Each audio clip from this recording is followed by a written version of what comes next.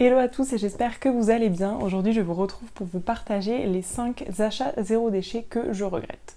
Dans la démarche zéro déchet, du coup, au tout début, on est souvent tenté d'acheter tout de suite des alternatives pour diminuer nos déchets et donc ça passe par l'achat de nouveaux produits qui ne sont pas forcément indispensables selon moi et encore ça dépend vraiment des personnes, de votre mode de vie, etc. Donc je vais vous partager aujourd'hui certaines choses qui, moi, ne m'ont pas été indispensables ou alors j'ai trouvé des alternatives pour les remplacer ou les acheter autrement, etc. Donc c'est parti.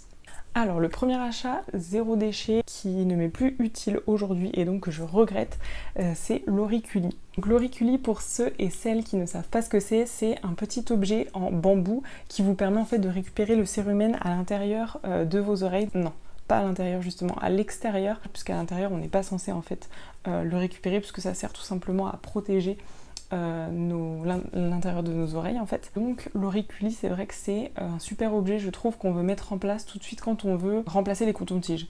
On se dit bon bah qu'est-ce qui va pouvoir remplacer en fait cet objet, mais je trouve qu'on réfléchit à l'envers, c'est-à-dire qu'en fait on peut juste supprimer les cotons-tiges et moi c'est ce que je fais maintenant. L'auriculi, je l'ai utilisé au tout début un petit peu, mais j'avoue que j'ai eu du mal à l'utiliser. J'ai pas pris le pli en fait, tout simplement de l'utiliser. Ce que je fais maintenant, c'est tout simplement de laver avec mes petits doigts et du savon d'Alep, de l'eau dans la douche. Donc je nettoie mes oreilles comme je nettoierais n'importe quelle autre partie de mon corps au final, et j'ai pas d'objet spécifique pour nettoyer par exemple entre mes doigts de pied. Cette vidéo part en cacahuète. Mais du coup en fait on a tendance à avoir un objet pour nettoyer chaque chose. Au final je nettoie juste simplement avec du savon d'Alep et de l'eau dans la douche et je m'en passe très bien. Donc pour moi l'auriculi, c'est un objet que je regrette maintenant. Je trouve que ça peut quand même être intéressant pour certaines personnes au tout début, soit qui vraiment ont besoin de remplacer les cotons-tiges par autre chose.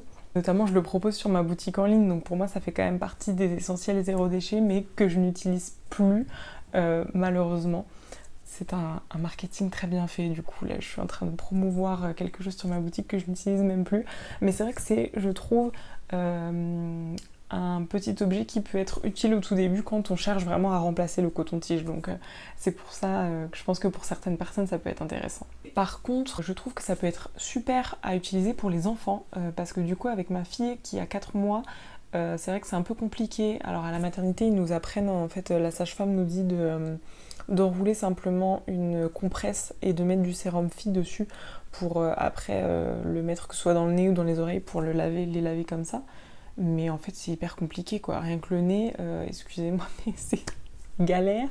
Donc du coup ce que je fais c'est que j'utilise un auriculi, mais du coup de la marque Slow, qui m'a été envoyé. Je le trouve super parce qu'en fait il est en forme de ruche un petit peu, donc je vais vous montrer, mais du coup ça permet vraiment d'aller récupérer à l'extérieur des oreilles tout en passant juste l'auriculi. Enfin c'est un auriculi, je sais pas si ça s'appelle comme ça parce que je sais que l'auriculi a été déposé par la marque l'Amazona. Je m'en mêle, ça y est, ça part dans tous les sens. Mais du coup voilà, ce petit objet en fait de la marque Slow, je le trouve super bien pour les enfants. Ça évite d'aller râper les oreilles, avoir quelque chose de dangereux. Là c'est vraiment juste quelque chose qui permet de récupérer le cérumen à l'extérieur de l'oreille en le passant rapidement. Avec les enfants, il y a pas mal de choses un peu galères. Tout ce qui est coupage d'ongles, nettoyage d'oreilles, de nez, les petites choses comme ça, quand ils bougent vraiment au tout début, c'est galère. Donc ça m'a beaucoup servi en tout cas. Ensuite, le deuxième achat zéro déchet que je regrette, ce sont les coussinets d'allaitement lavables. Alors je vous en avais parlé sur Instagram, je vous en ai aussi parlé dans une autre vidéo, mais c'est vrai que c'est vraiment, disons, si j'avais réfléchi un petit peu avant, si je m'étais posée 2 secondes, je pense que j'aurais pu simplement demander à ma maman qui m'a fait déjà les lingettes lavables pour Alma, pour le change, de me faire ce type de coussinet lavable. Tout simplement c'est pour éviter en fait les taches de lait au niveau de la poitrine quand vous allaitez. Souvent au début, parce que maintenant ça m'arrive plus, mais c'est vrai qu'au début j'en avais tout le temps. Les coussinets d'allaitement lavables, j'ai acheté ceux de la marque Medela. J'ai été déçue déjà par la matière, ils ne tenaient pas du tout au lavage, donc ils se sont vite abîmés et finalement j'aurais très bien pu prendre autre chose, faire maison. Et j'ai d'ailleurs utilisé mes cotons démaquillants lavables qui sont ronds et qui font très bien l'affaire. J'en avais réservé quelques-uns juste pour que ça remplace en fait mes coussinets d'allaitement et c'était parfait. Donc je trouve que c'est le genre de choses qui est fait spécial maternité, voilà, spécial coussinets d'allaitement, etc. Mais en fait on peut très bien s'en passer. C'est vrai que ça existe aussi en jetable. Du coup le fait qu'ils aient proposé une alternative lavable, j'ai trouvé ça cool. Mais pour le coup j'ai été déçue de la marque et j'aurais pu faire autrement, donc c'est un achat que je regrette. Ensuite, le troisième achat zéro déchet que je regrette, ce sont les serviettes hygiéniques lavables. Donc en fait c'est pas forcément quelque chose que j'ai acheté, c'est quelque chose qu'une petite couturière du coup m'avait envoyé gratuitement et c'était super cool et super gentil de sa part, mais c'est vrai qu'en fait j'ai jamais eu ce réflexe des serviettes hygiéniques lavables. Je suis passée direct à la cup déjà et après je suis passée en fait direct aux culottes menstruelles que je trouve beaucoup plus pratique. Beaucoup moins galère du coup de mettre quelque chose à l'intérieur de sa propre culotte, de son propre galère. Moi j'ai préféré tout de suite aller à la culotte menstruelle qui je trouve est une super invention. Donc moi à l'époque j'ai pris la marque Thinx, qui est une marque du coup qui vient des States, mais en fait à l'époque vraiment je l'ai pris il y a 3-4 ans je pense, et il n'y avait pas toutes ces culottes menstruelles faites en France, donc je trouve ça top parce qu'aujourd'hui il y a plein d'alternatives françaises qui se sont développées. Mais du coup vraiment les culottes menstruelles, moi je trouve que c'est super. Je m'en suis servie aussi pour les lochis, donc postpartum. Voilà, je trouve que c'est vraiment top. Le combo cup plus culotte menstruelle, ça remplace vraiment pour moi les serviettes hygiéniques lavables. Et enfin le quatrième produit zéro déchet dont je regrette l'achat qui n'est pas le mien, pas tout à fait le mien, puisqu'en fait c'est mon copain du coup qui a acheté des bocaux.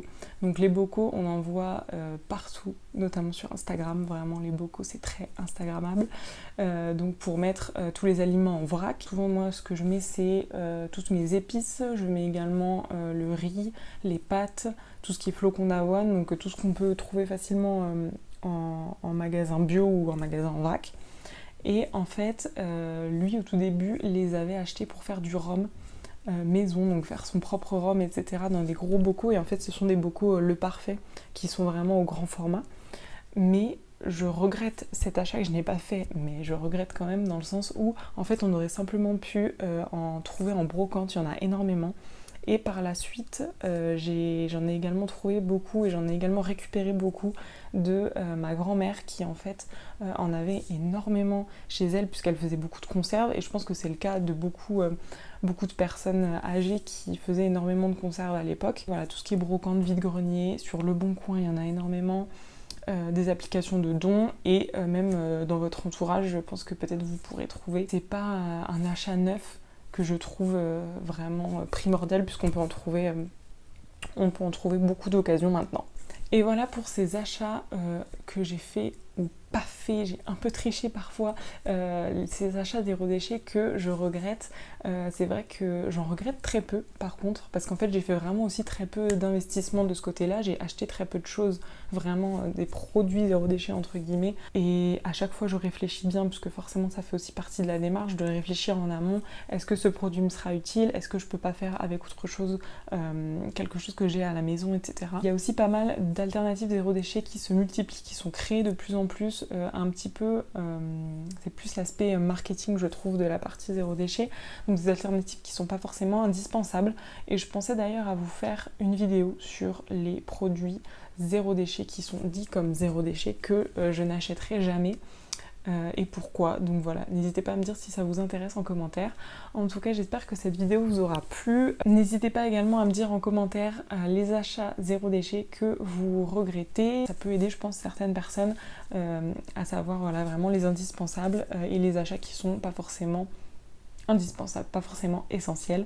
Donc voilà, je vous laisse et je vous retrouve la semaine prochaine, donc dimanche prochain, pour une nouvelle vidéo. Ciao!